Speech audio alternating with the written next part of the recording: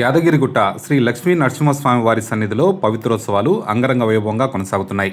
పవిత్రోత్సవాల్లో భాగంగా రెండవ రోజు ఆలయంలో విశేష వైదిక కార్యక్రమాలు నిర్వహించారు.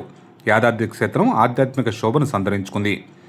తెలంగాణ రాష్ట్రం యాదగిరిగుట్ట శ్రీ లక్ష్మీ నరసింహస్వామి వారి ఆలయంలో పవిత్రోత్సవాలు ఎంతో వైభవంగా కొనసాగుతున్నాయి. రెండవ రోజు పవిత్రోత్సవాల్లో భాగంగా ఆలయ అర్చకులు పలు విశేష పూజా కార్యక్రమాలు నిర్వహించారు. స్వామి అమ్మవార్లకు స్నపన తిరుమంజనం అత్యంత వైభవంగా నిర్వహించారు. అనంతరం హోమాలు నిర్వహించారు. చివరగా నిత్య పూర్ణాహుతిని సమర్పించారు. పవిత్రోత్సవాల సందర్భంగా 2 రోజుల పాటు భక్తులతో నిర్వహించే నరసింహ హోమం, నిత్య కళ్యాణం, శాశ్వత కళ్యాణం, బ్రహ్మోత్సవం, లక్ష పుష్పార్చన సేవలను ఆలయ అధికారులు రద్దు చేశారు. ప్రధాన ఆలయంతో పాటు పాతగుట్ట శ్రీ లక్ష్మీ నరసింహస్వామి వారి ఆలయంలోనూ పవిత్రోత్సవాలను శాస్త్రోక్తంగా నిర్వహిస్తున్నారు. తెలిసి తెలియక జరిగే లోపాలకు ప్రాయశ్చిత్తంగా ఆలయ పవిత్రతను పరిరక్షించే మహోన్నత వైదిక క్రతువుగా భావించే పవిత్రోత్సవాలు యాదగిరిగుట్టలో భక్తి పారవశ్య వాతావరణంలో కొనసాగుతున్నాయి. ప్రియ భగవద్ బంధువులారా, శ్రీ లక్ష్మీ నరసింహస్వామి వారి యొక్క దివ్యక్షేత్రంలో అత్యంత వైభవపేతంగా శ్రీపాంజరాద్రాగమ శాస్త్రానుసారంగా వార్షిక త్రయానిక పవిత్రోత్సవములు అంగరంగ వైభవపేతంగా నిర్వహించుకోవడం జరుగుతుంది. సంవత్సరోపచారాణం పూర్ణార్థం కృతమయ పవిత్రారోపణనామ అనేటువంటి కార్యక్రమాలను సంవత్సరంలో జరిగేటువంటి ఏదైనా తెలిసి తెలియక జరిగేటువంటి లోపాలే కానీ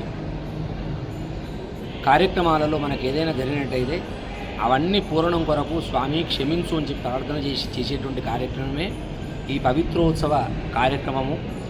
నృసింహ మూలమంత్ర హవనములు, సుదర్శన మూలమంత్ర హవనములు, లక్ష్మీ మూలమంత్ర హవనములతో ఈరోజు ఉదయం కార్యక్రమాన్ని నిర్విఘ్నంగా చేసుకోవడం జరిగింది. విశేషమైనటువంటి తిరువంజన కార్యక్రమం కూడా స్వామివారికి స్నపన కార్యక్రమం చేయడం జరిగింది. అలాగే అధివాస పవిత్రులు కూడా స్వామివారికి సమర్పించుకొని ప్రార్థన చేయడం జరిగింది. సాయంకాలము విశేషంగా స్వామివారి యొక్క బంగారమయమైనటువంటి సువర్ణ గోపురంలో ఉన్నటువంటి సుదర్శన పెరుమాళ్లకు షోడశోపచార పూజ పూర్వకంగా పవిత్ర ధారణ చేసి అక్కడ కూడా ప్రార్థన చేయడం జరుగుతుంది.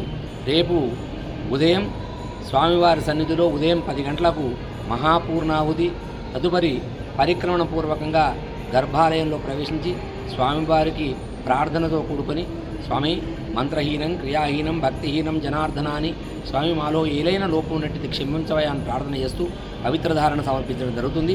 తదుపరి పవిత్రధారణ తదుపరి ఆశీర్వచనం భక్తులందరికీ కూడా పవిత్రధారణ చేయడం జరుగుతుంది. యజమానులకు, భక్తులకు కూడా ఆ స్వామి యొక్క కైంకర్యంగా పవిత్రాలు ఇవ్వడం జరుగుతుంది. ఇట్టి కార్యక్రమాలలో పాల్గొని స్వామి యొక్క అనుగ్రహానికి పాత్రలు కావాల్సిందిగా కోరుతున్నాం. స్వస్తి.